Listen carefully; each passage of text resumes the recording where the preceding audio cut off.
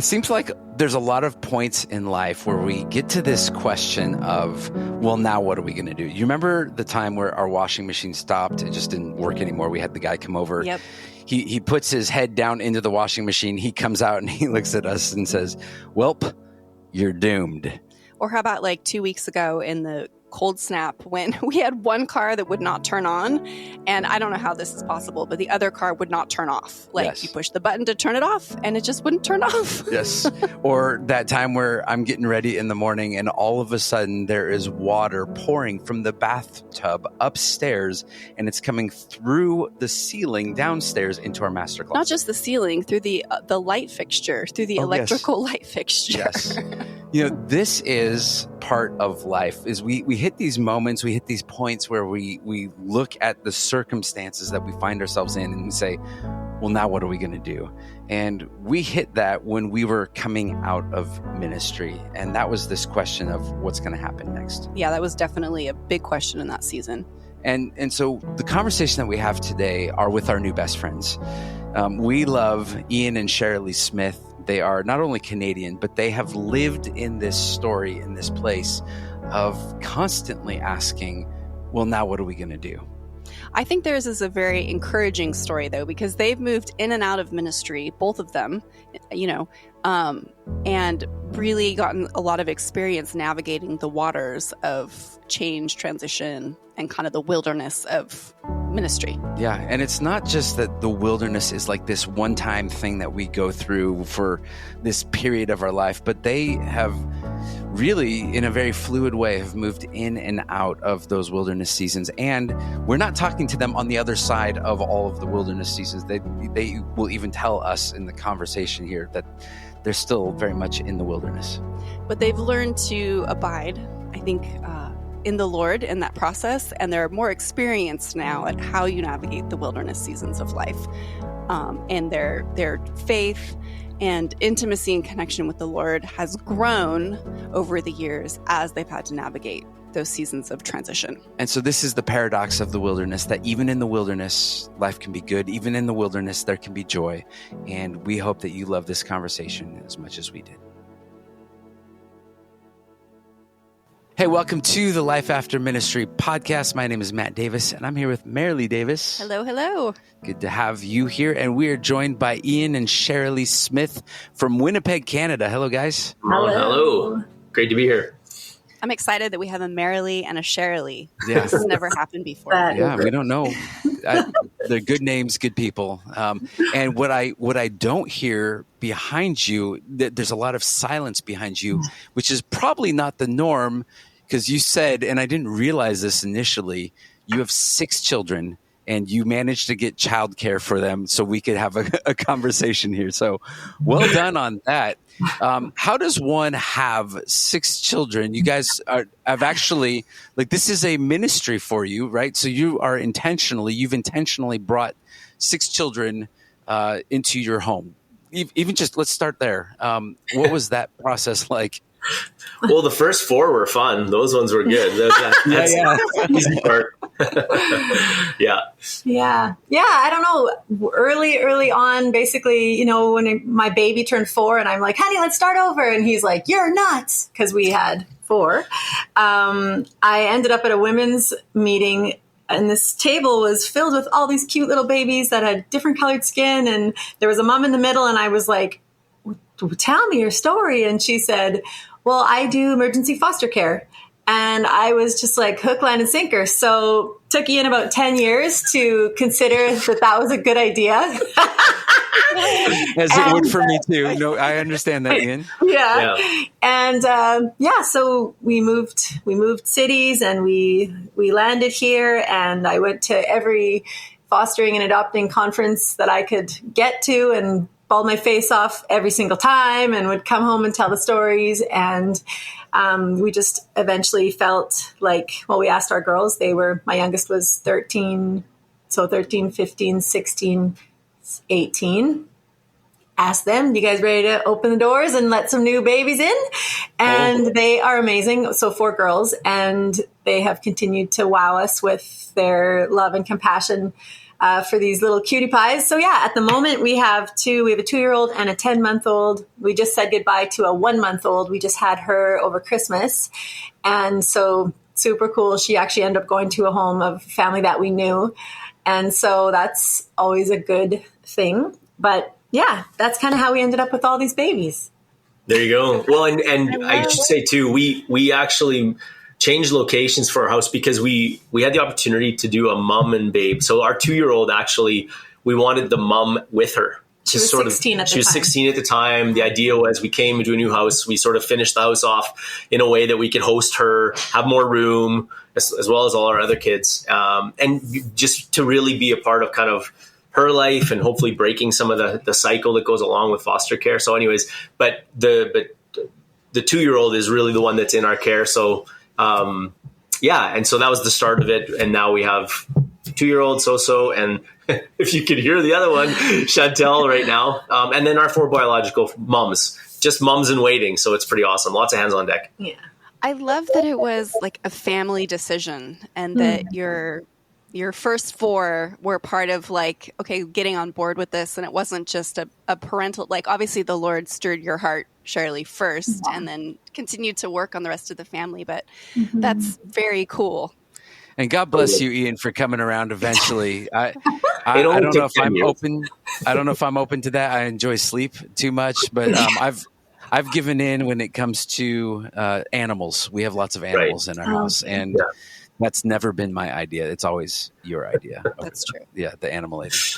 I think what they're doing is a little more significant than us probably just collecting animals. But absolutely, yes. Well, I need to say one thing about that, because people often say that. Like, I'm not sure if I can do it. You always see the cost at the beginning of it. You don't see the blessing. You really don't, because I think it's our human nature, right? You're like, what is that going to do to my time, my sleep, my whatever? And it isn't for everybody. So I'm not suggesting that, this isn't a subtle rebuke. But for me, in my journey, and it's not really, but I'm talking about myself. For me, I never saw the blessing. I only saw the cost, but now I'm living in it. I'm like, this has been amazing for our family. This has been hard, but it's been awesome. So, for anyone out there that's thinking of it, don't get stuck with the cost. Think about the doors that God's going to open and what he's going to do in your family, because that's a part of it too. If he's calling you into it, he'll equip you for it. There you go. I think we can wrap it up right now. Yeah, let's stop. No more podcasting. It's hitting too close to home. Let's dive in. You guys have come out of ministry, but what actually? Give us a little bit of the story, your background. That it wasn't just one ministry for a long time. There's a lot of ebbs and flows. Give us a little bit of a snapshot of what that looked like for you guys. Oh wow, what has the journey been like? I guess to start, the call into ministry came. We decided as a young married couple to go away to Bible college. We went to Hillsong Church, actually. And I know for me personally, we were in a group praying for nations. I can't remember what it was. Had a real interesting moment with the Lord where anyways, I won't get into it, but really felt like God put a call to ministry into my heart. Then it was confirmed by another student, just sort of prophetically. And so that's really where it started for me. I was always just like, I'm just going to go into business. Like, I'm going to go to Bible college. I love Jesus. This is a fun journey. We're in Australia. This is awesome. And Sharalee was always involved in more formal ministry, church worship leading, that kind of thing. And then that happened to me, and I started to really fall in love with God's word. And anyways, we started to teach at Bible college a little bit. And then realize, I think, getting into formal vocational ministry is something I'd be interested in. So that journey led us to actually the west coast of Canada, where we started in ministry and, just started in sort of like those roles like you do, just joining a team, being given, ushering responsibilities or different things. And so that was sort of our foray into church, where you just started to get your feet wet. Joining a team, learn how to be under leadership. Well, and I think one thing that even just as you're sharing, I'm thinking is like from the very first experience, because Ian didn't, like, I grew up in church, like more like as a Christian family, and Ian did as well, but it was a little bit of a different, like denomination, different experience, less like, let's talk about Jesus in our home, more let's just boys get to church on Sunday, that kind of thing. Yeah. But even as I just think right now about where you started, your pursuit was always mentorship. You were always looking for someone to take you under their wing. You were never like, we never were like looking for position. We were never looking, like, we didn't even know. Like when we went to Hillsong Church, we were like, wow, these people are famous. Like we were clueless. Like we were hillbillies from Winnipeg, so we had no clue. But yeah, the journey has really been, and I would say continues today, like looking for our people, like looking for mentorship, looking for our people, looking for our tribe, lonely, longing for Jesus, longing to run with somebody, and then continuing to follow the Lord in that way. Like where, like, is it time to move on? And then the one powerful statement that one of the pastors at that first church in BC told us was, you're never ready to leave until you're ready to stay. Yeah. So we kicked and screamed for a few months, get us out of here. And the Lord was like, nope, sit your butts down and serve. And we're like, we hate it here. Just kidding. We didn't hate it. But, and then we just had that awesome conversation with this woman. And she just said, you guys are not ready to leave until you're ready to stay. And we were like, oh, so we went for a few more months. And then all of a sudden you came home one night and you're like, Cher, we're done. We could stay here forever, or we're done. Like that was kind of that was the lift that we were waiting for. Yeah, it was a not, there was hard things that were a part of that journey, but it was not determining not to leave in offense, determining not to leave because it's bad, things like that, but just when the Lord said so.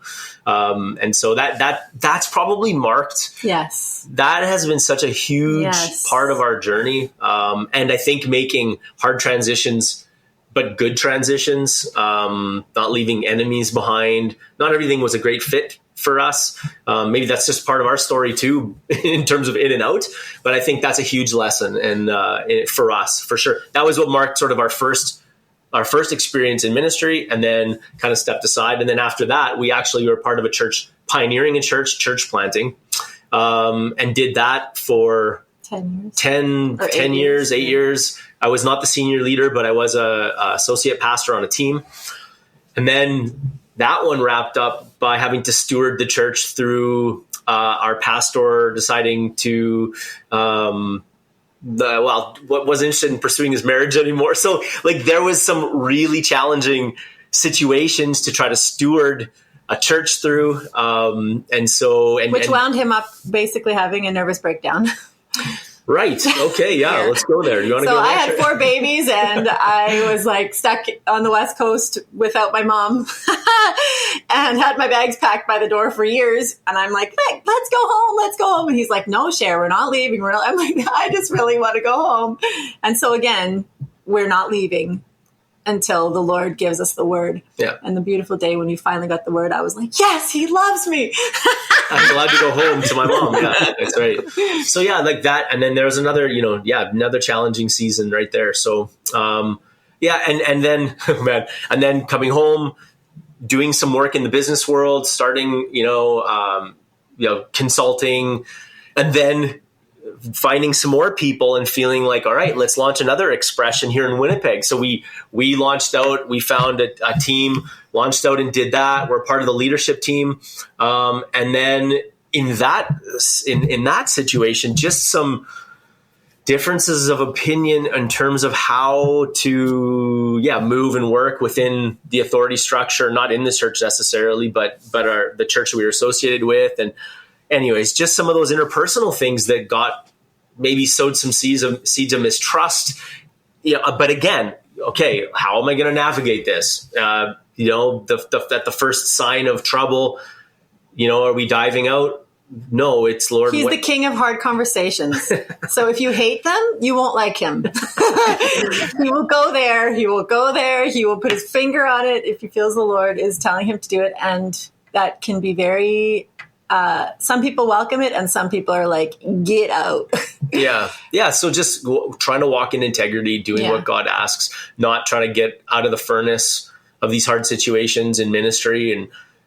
And so for us, it was maybe a little different than for some people who have been in a church for a long period of time.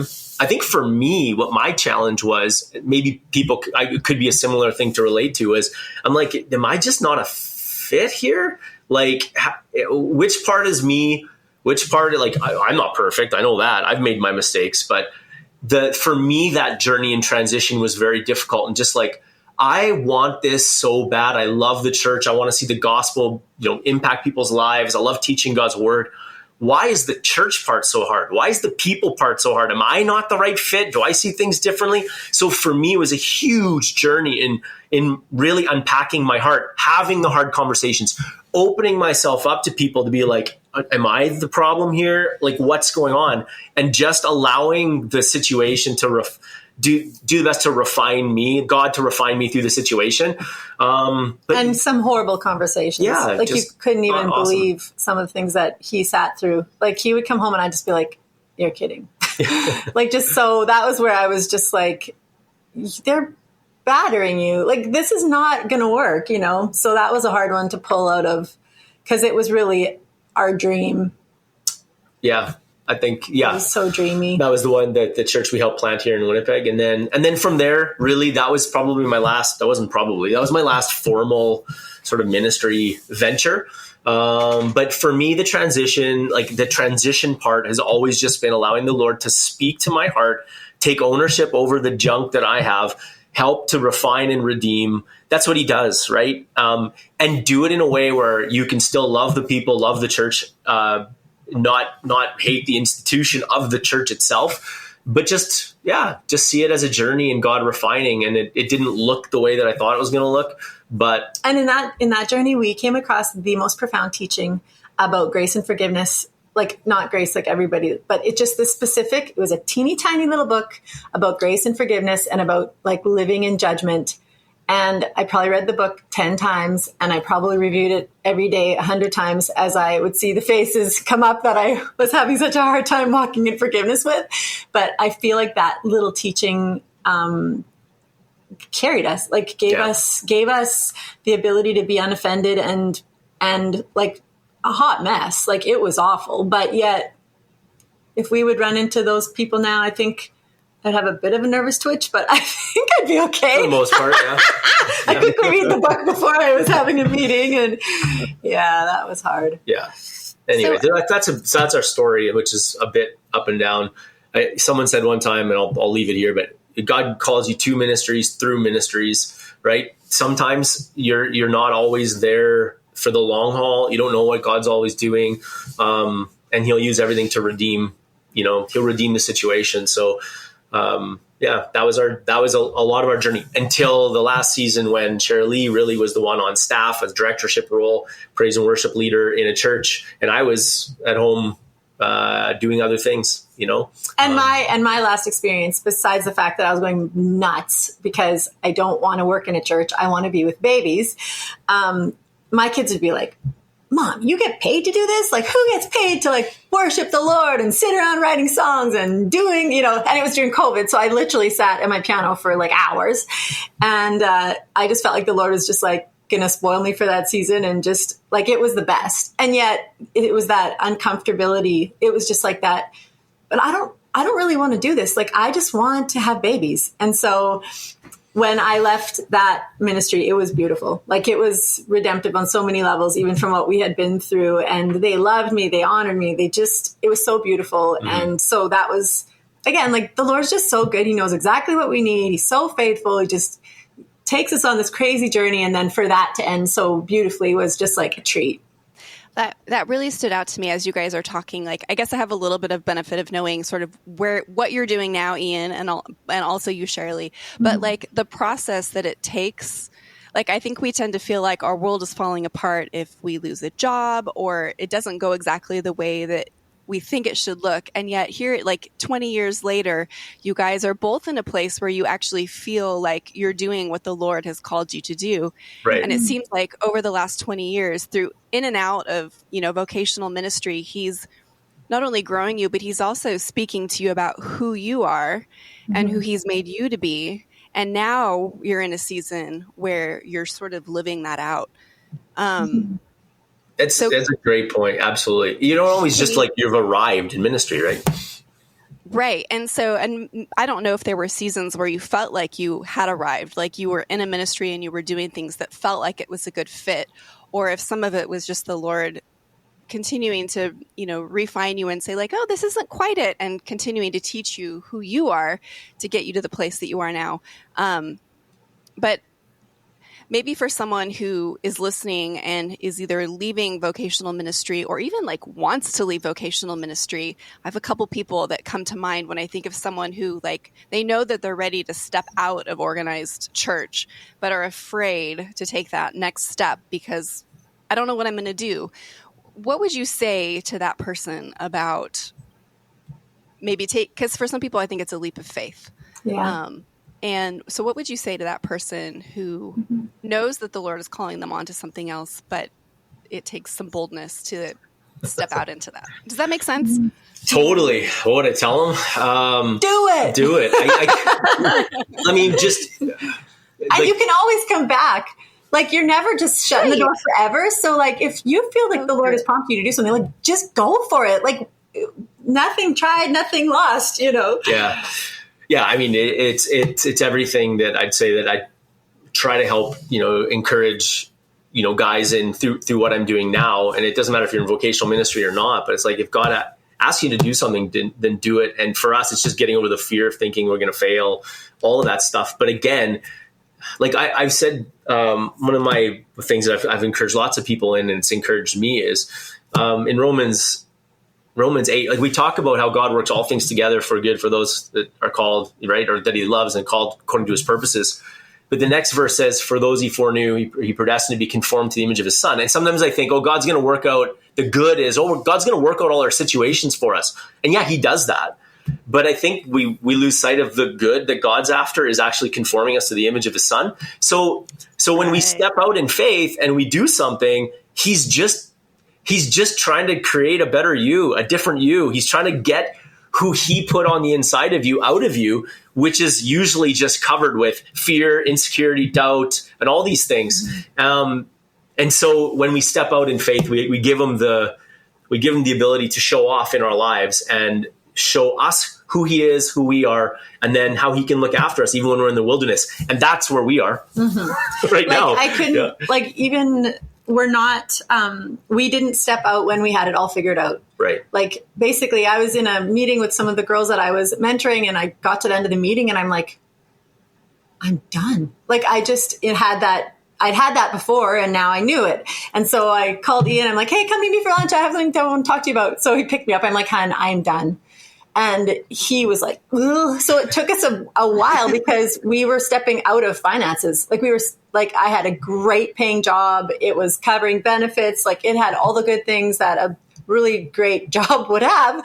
And yet now we were like, we're not doing this for the money. Like, it's just like that natural, right? Like, we just want to hang on to things because it feels safe, but we're like, and most people probably think that we're bonkers. Like, I was just even chatting with my mom yesterday. I'm like, Mom, no one does life like us. Why is it so hard?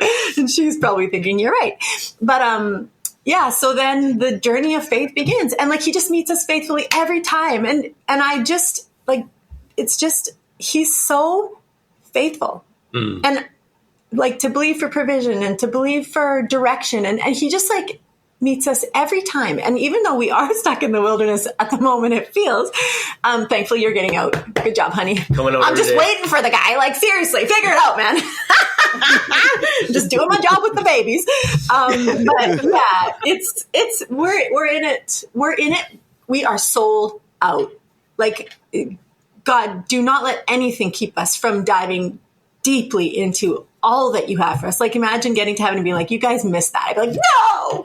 So we're all in. And whether we're leading in church or leading in diapers or whatever we're doing, we are all in.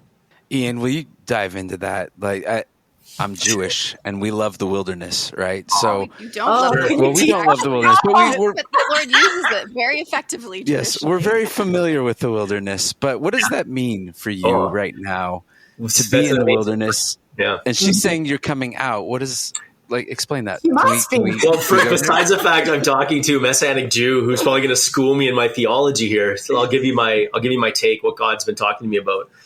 So, and I'll try to do it quickly.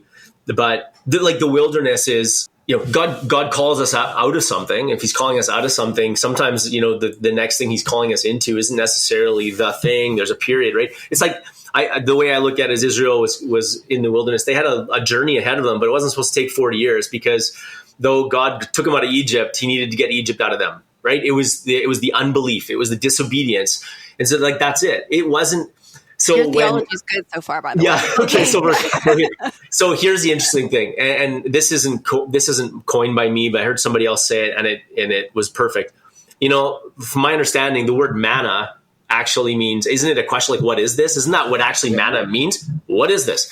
And so I love this concept that in the wilderness, God leads you with questions. He feeds you with questions. He because he wants this.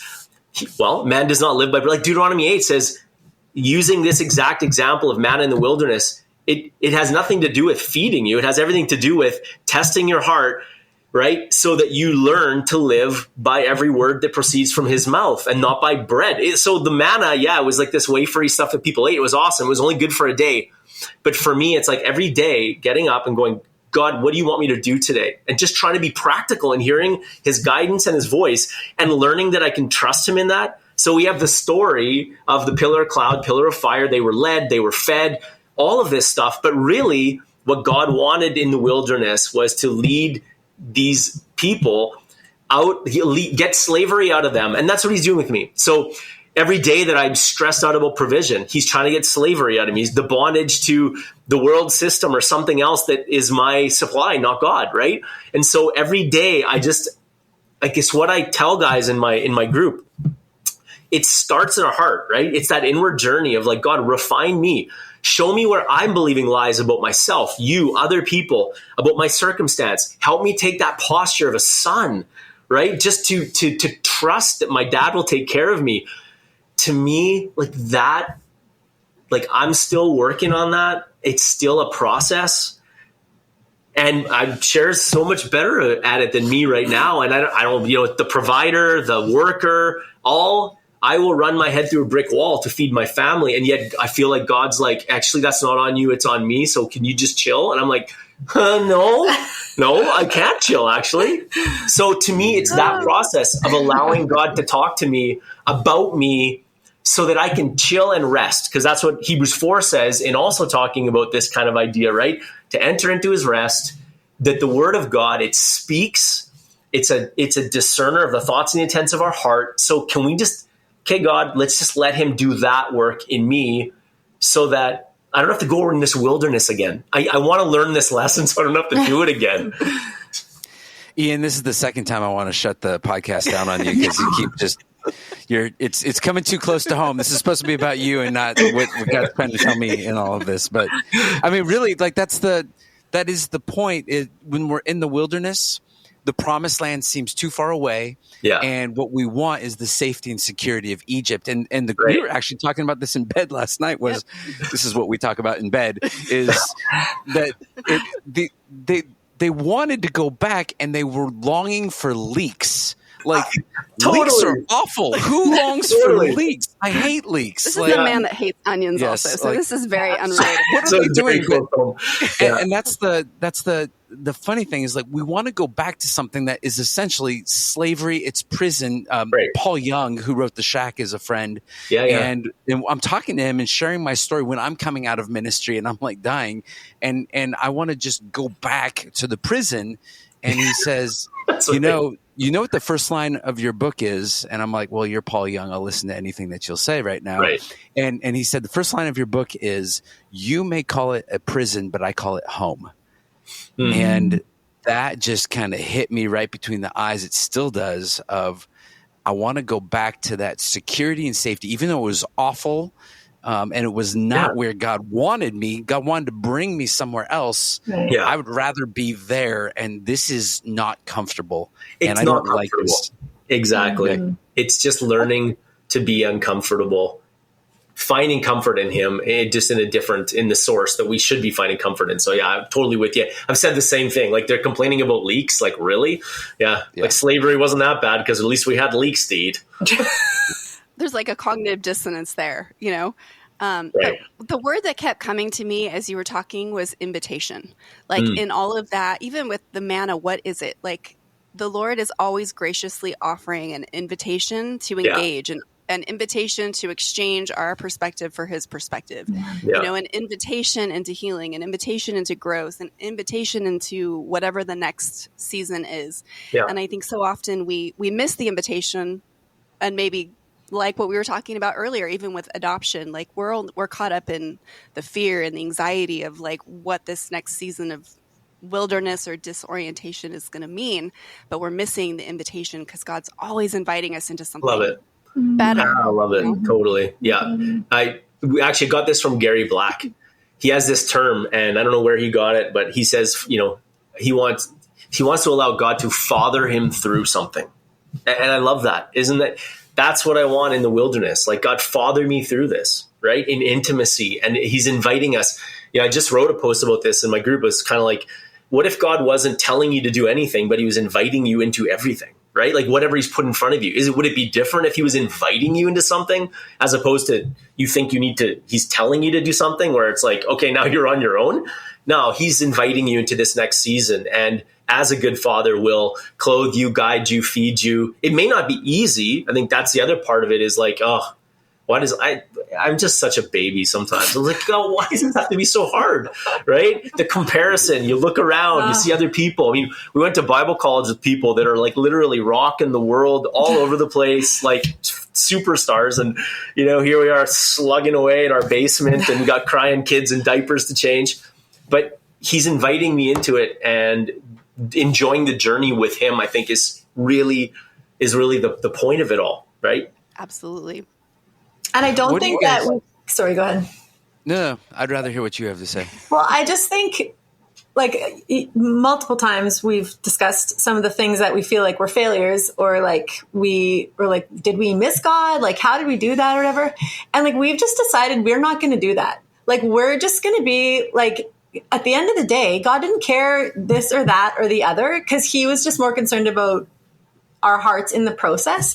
And so again, for people that are like, do we dare jump out or do something? Like, yeah, like just go for it, because if you're going to end up in the really, really like the worst possible place, then he's just going to rein you in and bring you back. Like he's just so good like that. He's so good, I don't know.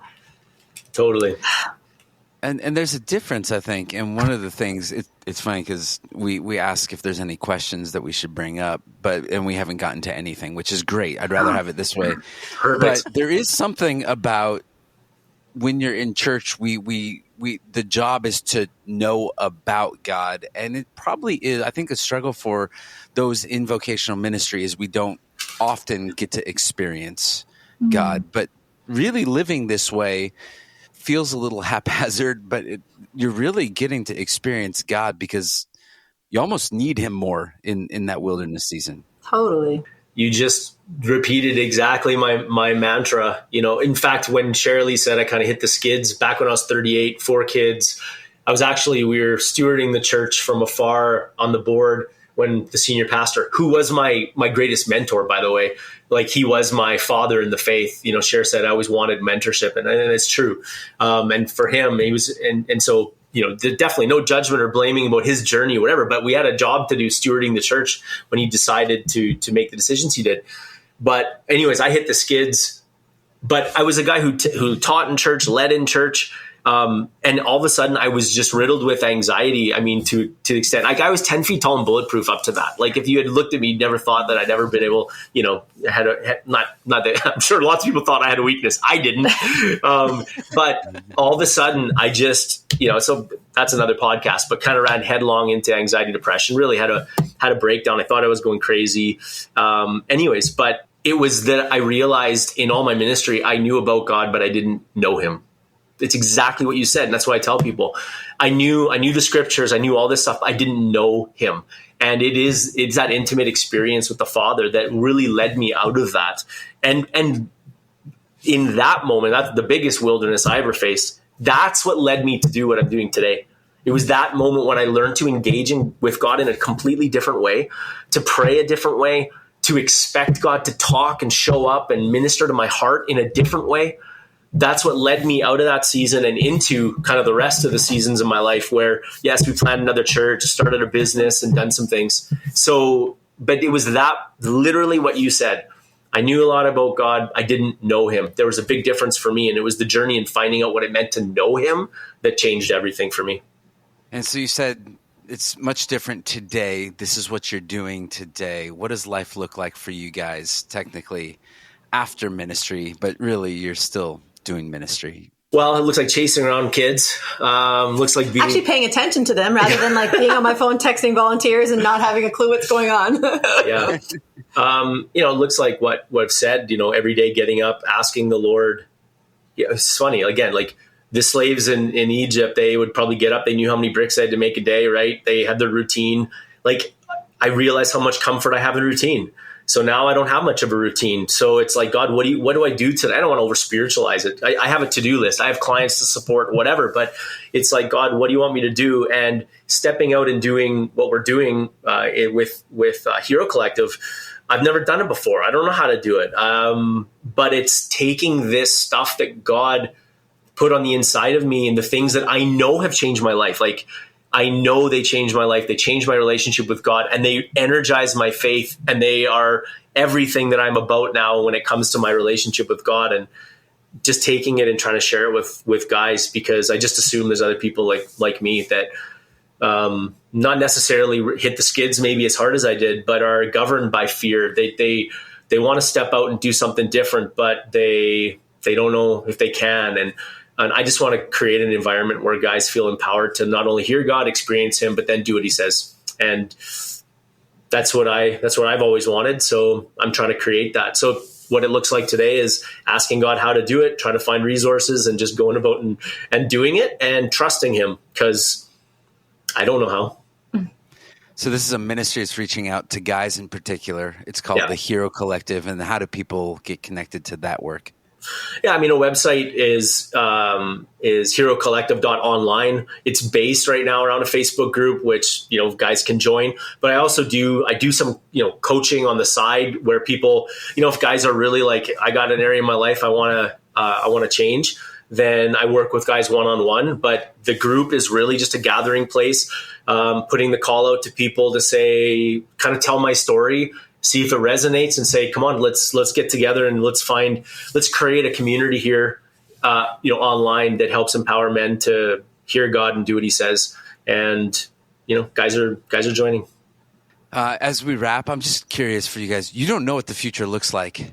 And we're not promised tomorrow. And so how do you, it used to be that you were born into a family. I'm thinking like the 1600s, not that I was there, but I read a book one time. Yeah. You were born into a family, you were a blacksmith, and that's what you did the rest of your life.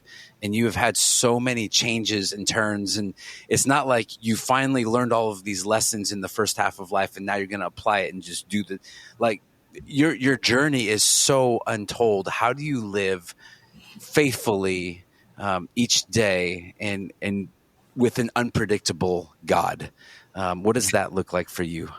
That's a good question. Big question. Hard question. For me, the predictability is, something I'm really big about is discovering your unique identity. So if you allow God the opportunity to speak to you about who you are, that is your guiding light always. It's the expression that he planted on the inside of you that's an aspect of him. Like, I believe that we all have an aspect of God on the inside of us, and that uniqueness, until we all start, to use a term like manifesting it, God's glory will not cover the earth. So our job is to recognize the gift of God in somebody else, believer or unbeliever, help them, connect them to the Father who will speak to them about that unique identity, and then equip them to actually walk it out on the earth to glorify him. Jesus said, John 17:4, I glorify, this blew me away when I heard it.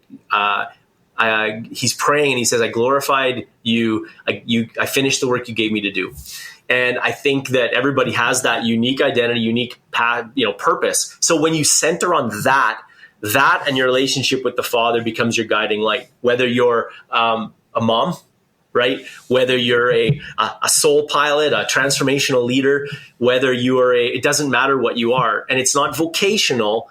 It's it's an identity, and it's born in you from the Father. So if you allow him to speak to you about that and you keep your eyes on that, that'll always be your guiding light, and it'll always keep you connected to the Father. And then the rest is you've got to trust him for and gravy. And we try and have a lot of fun and laugh a lot and keep things light, because there are some intense people in our home. There's some really bubbly people in our home, and sometimes the two shall meet. But yeah, as far as just like the unknown and doing like one day at a time, our house is insane. Our kids are all extroverted, wild leaders. And so we just like live life to the full, and we just push them out the door and encourage them to be who God created them to be. They faced all kinds of bullying and all kinds of crazy stuff in high school, which is why I'm so glad I'm home. So I actually have a brain to help them process. And yeah, we just continue to remind ourselves of how faithful the Lord has been and how he has led us and provided. And then we just keep going. Wake up another morning where the mercies just new, thankfully. Yeah. Yeah. Well, this is my favorite part, and the reason why we get to do the podcast is just to have these conversations. I think to myself, where have you guys been all of our lives? Yeah, that's it. Yeah. So there will be more conversations, and we'll get the gaggle of children that you have around, and we'll just have a fun time. But Thank you for sharing your stories. Thank you for being open to the work of God in your lives, and to really truly living out not just life after ministry, but you're doing ministry after ministry, and it's still ministry. It's all ministry, right? Ministry, yeah. And so God is up to good things, and we're thankful for you guys sharing that. Amen. So thanks for coming. Amazing. Thanks for having us. Yeah, really appreciate chatting. Hey, thanks for listening to this episode. We hope that you loved Ian and Sharalee as much as we did. They have an incredible story to tell. And even though they have come through many valleys and mountains and some really high highs and some really low lows, there's also this sense that their story is in many ways still very much in the middle, or even just beginning the next piece of the journey. And that really is our hope, is that as we talk to people who are trying to figure out what's going on in their lives, where are you at, God, in this process, that maybe that's a question that you're asking. Maybe you are leading a ministry team. That could be in a church setting, it could be a nonprofit, it could be higher education, whatever that is. If you're looking at somebody on your team and you're wondering, what's next for them, Lord?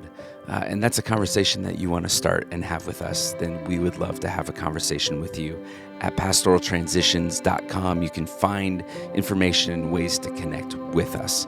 And if you have a heart for pastors who are coming out of ministry, who are trying to figure out what's next, many of them who come to us don't have the funds to be able to get the help that they need. And so we have a nonprofit arm to Pastoral Transitions that you can find on our website, and you can make a donation. And that donation can even be designated to help somebody who is in that season, the wilderness, trying to figure out what's going on. So thank you for listening. Share this episode. Leave us a rating. And thanks for listening. We're really blessed by all of you who are following. Shalom.